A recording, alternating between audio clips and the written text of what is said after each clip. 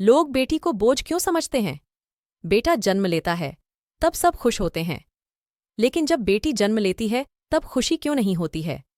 आखिर अनाथ आश्रम में बेटियों की संख्या ही क्यों ज्यादा है? अनाथ लोग बेटियों को ही क्यों छोड़ते हैं? बेटों को क्यों नहीं? क्या बेटी का कोई अधिकार नहीं होता? बेटी का शिक्षा पर कोई अधिकार नहीं?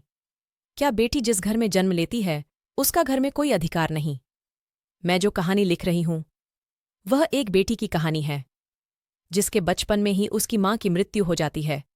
उसकी मां, जिसने इतने अच्छे सपने देखे थे कि बेटी को पढ़ाएंगे, आगे बढ़ाएंगे, लेकिन उसकी मां के बीमार होने पर उसके घर वाले उनका इलाज भी नहीं करते। और जब मां की मृत्यु हो जाती है तो बेटी भी बेसहारा हो जाती है। सब सोचते हैं, बेटी है, उसको कौन रखें, उसकी कौन परवरिश करें। रिश्तेदारों से बोला जाता है। कोई रिश्तेदार जब बेटी को कहीं सहारा नहीं दिखाई देता तो एक कोई रिश्तेदार बोलते हैं कि हम रख लेंगे कुछ दिनों के लिए।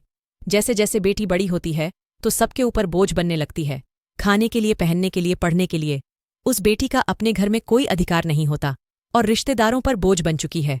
उसके अपने पिता, अपना भाई, अपने घर वाले तक उसको बेसहारा छोड़ देते हैं, उसको घर में घुसने नहीं देते हैं, ताकि आगे आने वाले समय में यह हम पर बोझ ना बने। क्या बेटा जन्म लेता है तो उसका उस घर पर अधिकार है? बेटी जन्म लेती है तो उसका कोई अधिकार नहीं। इस समाज में बेटी का अधिकार कुछ भी नहीं है। उसे इसीलिए घर से निकाल दिया जाता है कि वह बेटी है। क्या उसकी पढ़ाई पर अधिकार नहीं है? वह अब कैसे पढ़ेगी? कहां से पैसा लेगी?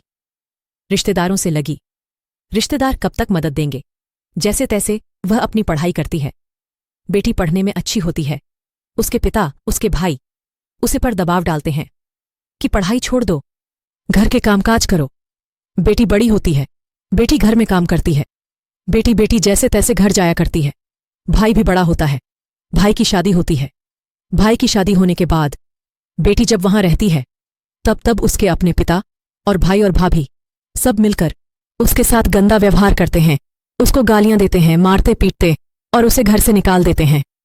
भाभी धमकियां देती हैं, तुम्हारा जीवन बर्बाद कर देंगे। उसके पिता उसको जान से मारने की भी धमकी देते हैं। वह अपने रिश्तेदार के घर में रहने लगती है। वहां रिश्तेदार की मदद से अपनी पढ़ाई करती है। उसके पापा पिता और उसके भाई और उसकी भाभी बोलते हैं, तुम्हारा इस घर में कुछ भी नहीं है, तुम्हारा इस घर में कोई अधिकार नहीं। क्या पिता की पैतृक संपत्ति पर बेटे का अधिकार है? बेटी का कोई अधिकार नहीं है।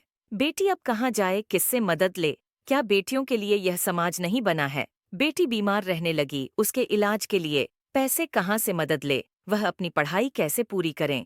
उसके पिता के पास में पैसे हैं, फिर भी वह बेटी की मदद नहीं करते, क्योंकि वह बेटी है। उसके साथ गलत व्यवहार करते हैं। रिश्तेदार भी उसको बोझ समझते हैं। अब वह क्या करे? जो लोग गरीबी रेखा के ऊपर आते हैं, जिनके पास पैतृक संपत्ति है, प्लांट है, फोर व्हीलर है, क्या उनके पास में बेटी के इलाज के लिए रुपए नहीं है? क्या उनके पास में बेटी के पढ़ने के लिए पैसे नहीं है? क्या उनके पास में बेटी के खाने और कपड़ों के लिए रुपए नहीं है? क्या उनके पास में इतनी भी रुपए नहीं है कि वह एक बेटी को रख सके? लोग बेटियों को ही बोझ क्यों समझते हैं? क्या बेटी होना पाप है? लोग बेटियों के लिए इतनी छोटी सोच क्यों रखते हैं? ये समाज भी बेटियों के हित में नहीं है। जब हमारे देश का संविधान बेटी और बेटी में भेदभाव नहीं करता है, तो हमारा समाज बेटी और बेटे में भेदभाव क्यों करता है? क्या बेटियां इंसान नहीं हैं?